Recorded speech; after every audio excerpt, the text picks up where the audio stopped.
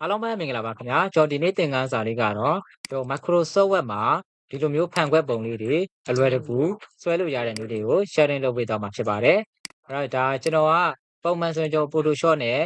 design တွေဆွဲလို့ရှိပါတယ်ဒီနေ့မှာတော့ကျွန်တော်ဒီ Microsoft Word ထဲမှာဒီလိုမျိုးဖန်ခွက်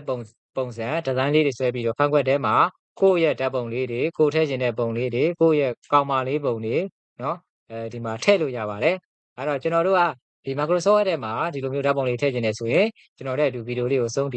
လိုက်ကြည့်ပေးပါနော်အဲ့တော့ကျွန်တော်ရဲ့ဗီဒီယိုလေးမစခင်ကျွန်တော်ရဲ့ YouTube channel လေးကို subscribe လုပ်ပြီးတော့အားပေးခဲ့ပါအောင်နော်ဒီ YouTube မှာကျွန်တော် YouTube ကိုသွားလိုက်ပါနော် YouTube မှာရောက်ပြီဆိုလို့ရှိရင်ဒီမှာ knowledge zone by Amin So ဆိုပြီးတော့ YouTube channel လေးတစ်ခုရှိပါတယ် YouTube channel တစ်လေးပါနော်ဒီမှာဆိုရင်လည်းကျွန်တော်ရဲ့ဒီသင်ခန်းစာတွေကွန်ပျူတာနဲ့ပတ်သက်တဲ့သင်ခန်းစာတွေကိုအစင်ထားတာတင်ဆက်ပေးတော့မှာဖြစ်လို့ကျွန်တော်ဒီ channel လေးကိုလည်း subscribe လုပ်ပြီးတော့အားပေးထားပါအောင်နောက်တစ်ခုကကျွန်တော် knowledge zone ဆိုတဲ့ဒီ Facebook page လေးကိုလည်း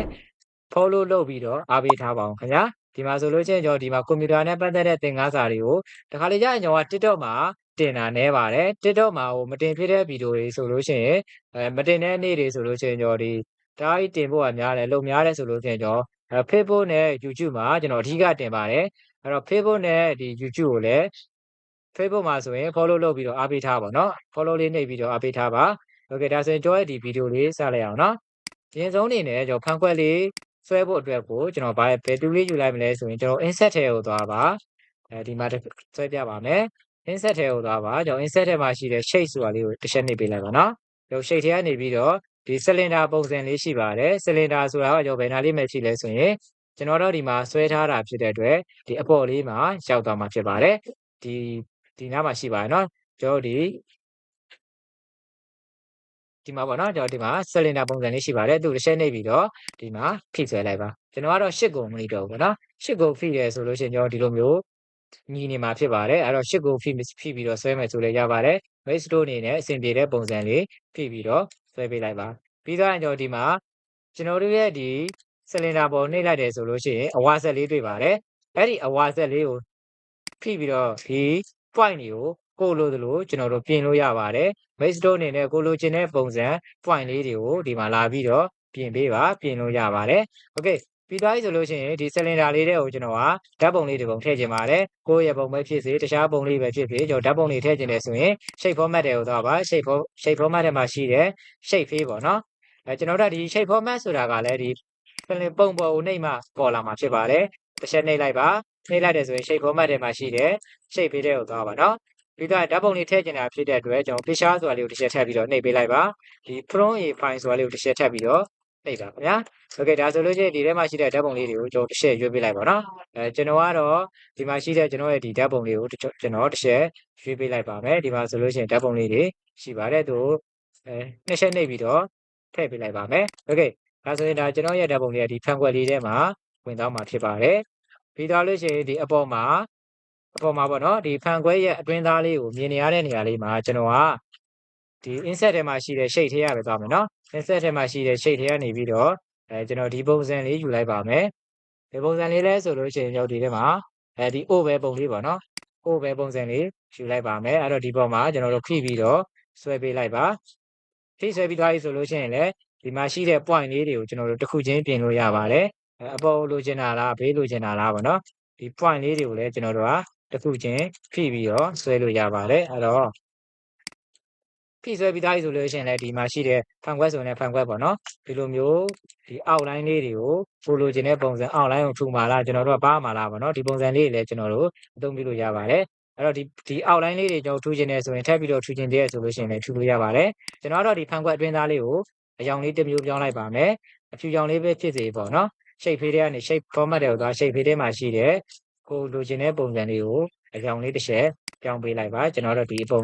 ရောင်လေးနဲ့တဲ့တွဲကြာလေးပြောင်းလိုက်ပြီနော်โอเคဒီလိုမျိုးလေးရသွားပြီဆိုလို့ရှိရင်ကျွန်တော်ဒီမှာဒီလိုမျိုးဘေးကဖန်ခွဲရဲ့ဂိုင်းလေးပေါ့နော်ဖန်ခွဲဂိုင်းလေးထည့်ပါမယ်အဲ့တော့ shape format တွေကိုသွားဒီနေရာမှာနှိပ်လဲရပါတယ်ဒါမှမဟုတ် insert ထဲမှာရှိတဲ့ shape ဆိုတာလေးကိုနှိပ်ပြီးတော့လည်းဒီမှာခေါ်လို့ရပါတယ်ကျွန်တော်တို့ဒီထဲကနေပြီးတော့ဒီပုံစံလေးဒီမှာရှိပါတယ်block as ဆိုတာလေးရှိပါတယ်သူ့ကိုတစ်ချက်နှိပ်ပေးလိုက်ပါဒါဆိုရင်ကျွန်တော်တို့ကိုလိုချင်တဲ့ပုံစံလေးဖိပြီးတော့ဆွဲပေးလိုက်ပါဆွဲပြီးသွားပြီဆိုရင်အပေါ်မှာရှိတဲ့ဒီเนาะဒီမြားခွေးလေးပေါ့နော်သူက rotate ဖြစ်ပါတယ် rotate ဆိုတာလေးကိုလှည့်ပေးလိုက်ပါနော်ဒါဆိုရင်ဒီဖန်ခွက်လေးမှာလာပြီးတော့ကပ်ပေးလိုက်ပါကိုလိုချင်တဲ့ပုံစံဒီမှာထပ်ပြီးတော့ပြင်လို့ရပါတယ် rotate လေးတွေထပ်ပြီးတော့လှည့်ပါဒီလိုမျိုးလေးတွေ့ရမှာဖြစ်ပါတယ် okay ရှာနော်ဒီပုံစံလေးရပါမယ်ပြီးရင်ဒီဟာလေးကိုလည်းဒီမှာဒီအဆက်လေးရပါတော့ pointer လေးကိုထပ်ပြီးတော့ကိုလိုတလို့ပြင်လို့ရပါတော့ Mac Store အနေနဲ့ပြင်ကျင်နေဆိုရင်ဒီလိုမျိုးလေးလာပြီးတော့ပြင်ပေးပါအဲ့တော့ကျွန်တော်တို့ဒီလိုမျိုးလေးဆက်သွားမှာဖြစ်ပါတယ်တားကြီးထူရယ်ဆိုလဲဒါကျွန်တော်တို့ပြင်လို့ရနော်တားကြီးထူရယ်ဆိုရင်လည်းရှစ်ကိုလည်းဖိခဲ့လို့ရနော် Mac Store အနေနဲ့သင်ပြတဲ့ပုံစံတော့ okay အဲ့တော့ကျွန်တော်ဒီပုံစံလေးရသွားပြီဆိုလို့ရှိရင်သူ့ကိုလည်းဒီခံခွက်ရဲ့နောက်လေးမှာထားခြင်းတယ်ခံခွက်ရဲ့နောက်လေးမှာရှာခြင်းတယ်ဆိုရင်သူ့ကိုတစ်ချက်နှိပ်လိုက်ပါခံခွက်ရဲ့နောက်လေးမှာထားဖို့အတွက် shape format ထဲမှာရှိတဲ့ sand backward ဆိုတာလို့နှိပ်ပေးလိုက်ပါဒါဆိုလို့ရှိရင်ဒီပုံလေးကနောက်ဆုံးကိုကြောက်သွားမှာဖြစ်ပါတယ်အဲ့တော့အဲ့ဒီထဲမှာဓာတ်ပုံလေးတစ်ပုံထပ်ပြီးတော့ထည့်ပါမယ်ဓာတ်ပုံလေးဘယ်လိုထည့်ရမလဲဆိုရင် shape format ထဲမှာရှိတဲ့ shape လေးတွေကနေပြီးတော့ picture ဆိုတာလေးကိုနှိပ်ပေးလိုက်ပါဒါဆိုရင်ကိုယ့်ရဲ့ set ထဲမှာရှိတဲ့ဓာတ်ပုံလေးတစ်ပုံကိုကျွန်တော်ရွှေ့ပြီးတော့ထည့်လိုက်ပါမယ်ဒီပုံလေးတစ်ဖြားလောက်ရွှေ့လိုက်ပါဒါဆိုလို့ရှိရင်ဒီပုံစံလေးတွေ့ရမှာဖြစ်ပါတယ်အဲ့တော့ဒီပုံစံလေးရသွားပြီဆိုလို့ရှိရင်ဒါ pointer လေးတွေကိုကိုယ့်ရဲ့ set ထဲကြားကိုလို့တို့ကျွန်တော်တို့ပြင်လို့ရမှာဖြစ်ပါတယ်စိတ်တိုင်းပြန်ပြီးတော့ပြင်နေပါတယ်ခင်ဗျာ okay ဒါဆိုလို့ရှိရင်ဒီပုံစံလေးရမယ်နော်ဒီပုံစံလေးရသွားပြီဆိုလို့ရှိရင်ကျွန်တော်ဗာဆက်လုပ်ဖို့လိုသေးလဲဆိုရင်ဒါလေးတွေကို group ဖွဲ့ပါမယ်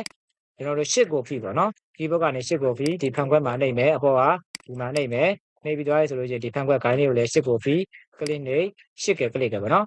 အားလုံး select ပေးပြီးသွားပြီဆိုလို့ရှိရင်ဘောင်းပေါ်မှာ right click ကိုနှိပ်ပါပြီးတော့လို့ရှိရင်ဒီမှာရှိတယ်ဒီ group ဆိုတာလေးကိုရှိရနော် group ဆိုတာလေးကိုနှိပ် group ဆိုတာလေးကိုနှိပ်ပြလိုက်ပါဒါဆိုရင်ကျွန်တော်တို့ရဲ့ဓာတ်ပုံလေးကတစ်ခုတည်းဖြစ်သွားမှာဖြစ်ပါတယ်တကယ်လို့ရွှေ့လို့မရဘူးဆိုရင် layout option မှာရှိတယ်ဒီ square ဆိုတာလေးကိုနှိပ်ပြီးတော့ကျွန်တော်တို့ရဲ့ဒီ shape လေးကိုဖန်ခွက်လေးကိုရွှေ့လို့ရတော့မှာဖြစ်ပါတယ်အဲ့တော့ကျွန်တော်ဒီမှာ square ဆိုတာလေးနှိပ်ပြီးတော့ဒီမှာရွှေ့လို့ရနေမှာဖြစ်ပါတယ်တောင်လေးကနေပြီးတော့ကိုလိုလိုကျုံတာတွေ share တာတွေအသုံးပြုလို့ရမှာဖြစ်ပါတယ်အဲ့တော့ကျွန်တော်ရဲ့ဒီနေ့မှာတော့အခု software ထဲမှာဒီလိုမျိုးဖန်ခွက်လေးတွေကိုဘယ်လိုမျိုးဆွဲရတယ်ဆိုတဲ့နည်းလေးကို sharing လုပ်ပေးခဲ့တာဖြစ်ပါတယ်အဲ့တော့ Mac Store အနေနဲ့ကျွန်တော်ရဲ့ဒီသင်ခန်းစာလေးတွေကဗီဒီယိုလေးတွေကအကျိုးတစုံတရာရှိတယ်ဆိုလို့ရှိရင် comment မှာ yes လို့မှတ်ခဲ့ပေးပါခင်ဗျာအားလုံးရွှေနှမ်းချမ်းမြေ့ကြပါစေခင်ဗျာ